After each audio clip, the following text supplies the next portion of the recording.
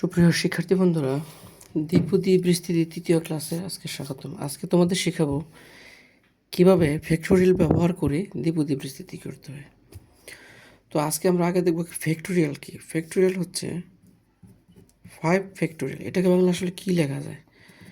আগে আমাদের জানতে হবে 0 ফ্যাক্টোরিয়াল সমান কত। 0 ফ্যাক্টোরিয়াল সমান 1, 1 ফ্যাক্টোরিয়াল সমানও 1। 5 ফ্যাক্টোরিয়ালকে লেখা যায় 5 into 4 into 3 into 2 into 1 into 0 factorial, অর্থাৎ 5, 4, 3, 2, 1 ইন্টু 1। এটুকুর গুণফলই হচ্ছে রেজাল্ট। 5, 4, 20, 3, 20, 60, 60 দুগুণে 120। 120 হচ্ছে তার রেজাল্ট 5 ফ্যাক্টোরিয়াল মানে। এখন কেউ যদি অঙ্ক করতে গিয়ে দেখা যায় যে 5 ফ্যাক্টোরিয়ালকে ভাগার পর নিয়ম হচ্ছে 5 লিখব, 5 ফ্যাক্টোরিয়াল থেকে 5 লিখেছি, তারপর 1 কমবে, 1 কমবে, 1 কমবে, আরও 1 কমে 0 ফ্যাক্টোরিয়াল পর্যন্ত গিয়েছে। এন্ড কেউ যদি মনে করে যে 5 ইন্টু 4 ইন্টু 3 ফ্যাক্টোরিয়াল লেখার পর আর লেখার প্রয়োজন নেই, তাহলে ফ্যাক্টোরিয়াল চিহ্ন দিয়ে আটকিয়ে রাখতে হবে। এবার আমরা 4 মাইনাস 1/2x তার পাওয়ার 5 এটার আমরা বিস্তৃতি নির্ণয় করবো ফ্যাক্টোরিয়াল ব্যবহার করে। আসলে এটাকে বলা হয় দ্বিপদী উপপাদ্যের সাহায্যে বা দ্বিপদী বিস্তৃতির সাহায্যে। এটা লিখলেই হবে দ্বিপদী উপপাদ্যের সাহায্যে অথবা দ্বিপদী বিস্তৃতির সাহায্যে এটা লিখলেই হচ্ছে। তো আগের ভিডিওতে আমি বলেছিলাম যে প্রথম পদের ক্ষেত্রে বিস্তৃতির রেজাল্টের প্রথম পদের ক্ষেত্রে যা থাকবে তা লিখে আমরা মেইন পাওয়ারটা ইউজ করবো, তার আগে এবং পরে কিছুই লিখবো না। দ্বিতীয় পদ থেকে আমরা মূলত সহগগুলো লেখা শুরু করব। তো আমরা এখানে লিখবো হচ্ছে 5 ফ্যাক্টোরিয়াল 1, বা যাকে আমরা 5c1 বলি, একটু দূরে লিখব 5c2, এগেইন 5c3, একটু দূরে 5c4, সর্বশেষ 5c5। যখন উপরে এবং নিচে সমান চলে আসবে বুঝতে হবে তারপর আর দ্বিপদী বিস্তৃতি হবে না। তো 5c1 লিখছি, তার সাথে প্রথম পদ লিখব, প্রথম পদ, প্রথম পদ, প্রথম পদ, প্রথম পদ, প্রথম পদ। তো প্রথম পদের পাওয়ার কী হবে? প্রথম পদের পর আগে ছিল 5, তাহলে এবার হবে 4, 3, 2, 1, 0।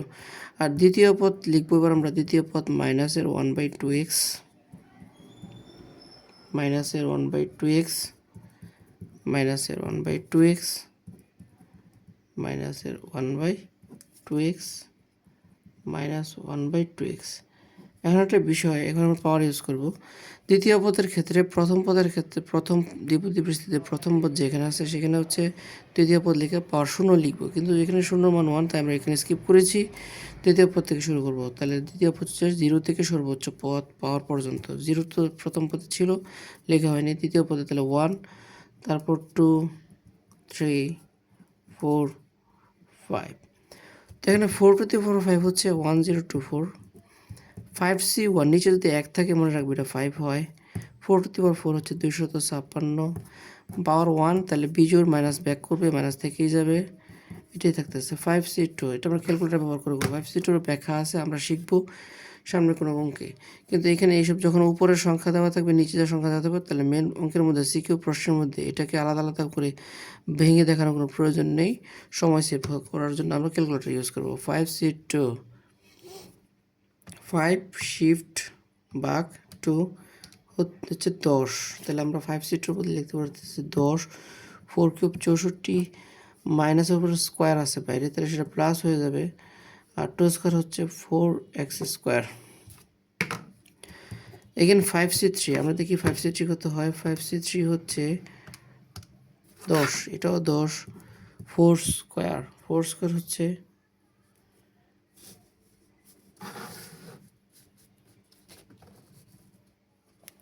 4 স্কোয়ার হচ্ছে 16, আর মাইনাসের 1 কিউব মানে মাইনাসের 1, 2 কিউব মানে হচ্ছে 8x কিউব। আবার হচ্ছে 5c4, যার মানে হচ্ছে 5 শিফট ভাগ 4। 5c4 হচ্ছে 5, 5c4 মানে হচ্ছে 5 ইন্টু 4 টু দি পাওয়ার মানে 4, মাইনাসের পর পায়ের পাওয়ার জোর, যদি বাইরে পাওয়ার জোর থেকে মাইনাসের পাওয়ার যদি বাইরে জোর থেকে মাইনাস ব্যাক করবে না, 1 থাকবে উপরে, 1 to the power 4 মানে 1, 2 to the power 4 মানে 16, x to the power 4। আর একটা বিষয়, যখন উপরের সংখ্যা নিচের সংখ্যা সমান হয়ে যায় তখন তার মান 1। এখানে আমাদের আলাদাভাবে দেখানোর কিছু নেই, উপরের সংখ্যা নিচের সংখ্যা 1 সমান থাকলে 1, অথবা 5c0 নিচে যদি শূন্য থাকে তাহলে এর মান 1, এটা মনে রাখতে হবে আমাদেরকে। 4 to the power 0 সেটাও 1। আরেকটা রয়েছে শুধু -1 তার পাওয়ার 5 -1 থাকবে, 2 to the 5 maybe 32 x to the power 5। তো 1024, এখন 2 156তে 128 বসে যাবে, প্লাসে মাইনাসে মাইনাস, 128 × 5 128 × 5, 128 × 5 হচ্ছে 640, এটা গুণফল হচ্ছে 640, আর এক্সট্রা রয়ে গেল নিচে, এই হচ্ছে এক্স। তো 464 মধ্যে যাবে হচ্ছে 16 বার, 16 × 10 মেবি 160, নিচে x² লিখবো। পাওয়ার বিজোড় মাইনাস ছিল তাই প্লাসে মাইনাসে মাইনাস, 8 16তে যাবে 2 বার, 10 দুগুণে 20, উপরে x³ নিচে 4 16তে যাবে 4 বার, তাহলে এবার দেখা যাচ্ছে উপরে থাকতেছে 5, নিচে থাকতেছে 4 x⁴, প্লাসে মাইনাসে মাইনাস 1/32 x⁵। এই হচ্ছে আমাদের দ্বিপদী বিস্তৃতি ফ্যাক্টোরিয়াল ব্যবহার করে।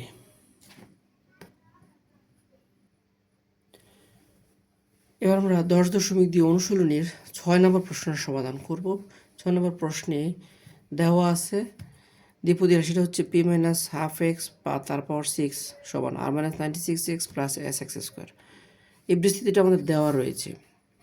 এখন আমাদের বলা হয়েছে প্রশ্নে পি, আর এবং এস এর মান নির্ণয় করো। তো এটা বিস্তৃতিটা দেওয়া আছে, আমরা বিস্তৃতি করিনি, এবার আমরা এই বিস্তৃতিটা কমপ্লিট করব। এখানে ½ x ছিল, ½ x মানে হচ্ছে x/2^6। তো এখানে দেখা যাচ্ছে প্রশ্নে বিস্তৃতি 3টার রেজাল্ট দেওয়া আছে, তাহলে আমরা বিস্তৃতি তাহলে 3 পদ পর্যন্ত করব। প্রথম পদ পাওয়ার p, তার পাওয়ার হচ্ছে 6, সর্বোচ্চ পাওয়ার দিব। দেন পাওয়ার 6 ছিল, আপনাদের নিয়ম অনুসারে লিখতে হয় 6e1 6e2, আর কিছুই লেখার প্রয়োজন মনে করতেছি না। 3টা পদ নেব, তাই 3টার সহগ নিয়েছি আমরা। প্রথম পদ লেখা হয়ে গেছে, তার সাথে দ্বিতীয় পদ p⁵, p⁴ নিয়ম অনুসারে লিখলি। তারপর হচ্ছে -x/2, তার পাওয়ার 0 ছিল প্রথম পদ, দ্বিতীয় পদের ক্ষেত্রে 1, -x/2 তার পাওয়ার 2। আর আমরা লিখবো না। এখানে অনেকেই আরও বিস্তৃতি লিখতে চাইলে লিখতে পারো, কিন্তু লেখাটা অপ্রয়োজনীয়, কারণ আমাদের মেন প্রশ্নে 3টি পদ দেওয়া আছে, তাহলে আমরা বিস্তৃতি 3টি পদে নিব, তার চেয়ে বেশি নিব না। তো p⁶, 6e1 মানে 6e হয়, p⁵ হয়, আগে থেকেই ছিল, -x/2 আছে। 6e2 আমরা ক্যালকুলেটর ব্যবহার করে দেখব, 6 শিফট ভাগ 2 কত আসতেছে, 15 আসছে। 6e2 মানে হচ্ছে 15 p⁴, x² মানে 4। তো এখন প্লাস ডট ডট ডট দিয়ে আমরা বিস্তৃতিটা কমপ্লিট করবো। অনেকেই ডট ডটটা রাখে না, এটা আসলে ঠিক না, ডটটা রাখা উচিত, কারণ আমাদের বিস্তৃতি তো কমপ্লিট হয়নি এখনো। তাহলে আমরা হিসাব করবো p⁶ প্লাস মাইনাস 2 6 যাবে 3 বার, 3 p⁵x প্লাস 15, এখানে 4 আছে, যাকে আমরা লিখতে পারি 15/4 p⁴ x² minus dot dot dot. তাহলে আমরা দেখতে পাচ্ছি একটা প্রশ্নেই দেওয়া ছিল এটা, আমরা এটার বিস্তৃতি করে আমরা এই রেজাল্টটুকু পেয়েছি। তাহলে আমরা বলতে পারি সুতরাং এইটুকু সমান হচ্ছে এইটুকু, প্রশ্নে যেটা দেওয়া আছে ওটার সমান সমান রয়েছে যেটা আমরা পেয়েছি, plus dot dot equal p⁶ minus 3 p⁵x plus 15/4 p⁴ x² dot dot dot. এবার আমরা হায়ার ম্যাথ দ্বিতীয় অধ্যায় চ্যাপ্টার 2 আংশিক ভগ্নাংশের অধ্যায়ে দেখেছিলাম আংশিক ভগ্নাংশ থেকে কিভাবে সহগ সমীকৃত করতে হয়। ঠিক এখানে আমরা সহগ সমীকৃত করবো। এই প্রশ্নের চলক হচ্ছে এক্স। যখন কোনো প্রশ্নে চলক এক্স থাকবে, এক্স প্রতীক থাকবে, তখন তাকে চলক হিসেবে ধরতে হয়। তো এক্স যদি চলক থাকে, এক্স বিহীন যে পদ, যেমন এখানে আর এক্স বিহীন পদ, এখানে p⁶, এটা হচ্ছে এক্স বিহীন পদ, এটাকে বলা হবে ধ্রুবক পদ, যার মধ্যে এক্স নাই, এই পদে এক্স নাই, এই পদে এক্স নাই, তার মানে এটা হচ্ছে ধ্রুবক পদ। তো আমরা লিখবো হচ্ছে যে উভয় পক্ষ থেকে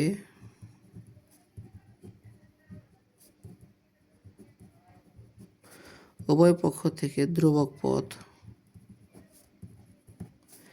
এক্স এর সহগ এক্স স্কোয়ার সহগ এক্স এবং এক্স স্কোয়ার সহগ সমীকৃত করে পাই এক্স এবং এক্স স্কোয়ারের সহগ সমীকৃত করে পাই। ধ্রুবক পদ হয়ে যাবে আর এখানে ধ্রুবক পদ হচ্ছে পি টু দি পাওয়ার 6, এই দুইটা কি হয়ে যাবে সমান হয়ে যাবে আর পি টু দি পাওয়ার 6 দুইটা সমান হয়ে যাবে। এটার মধ্যে আমরা আরও জানি না পিও জানি না, সুতরাং কিছুই বসানো যাবে না, আমরা 1 নং সমীকরণ দিয়ে রেখে দিব। এক্স এর সহগ -96 এক্স এর সহগ -3 পি টু দি পাওয়ার 5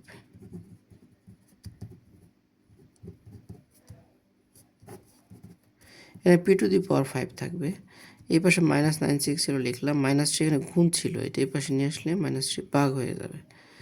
তো পি টু দি পাওয়ার 5 সমান সমান মাইনাস মাইনাস কাটা 3 96 যাবে হচ্ছে 32 বার, যাকে আমরা লিখতে পারি 2 টু দি পাওয়ার 5। অতএব পি সমান সমান কত 2।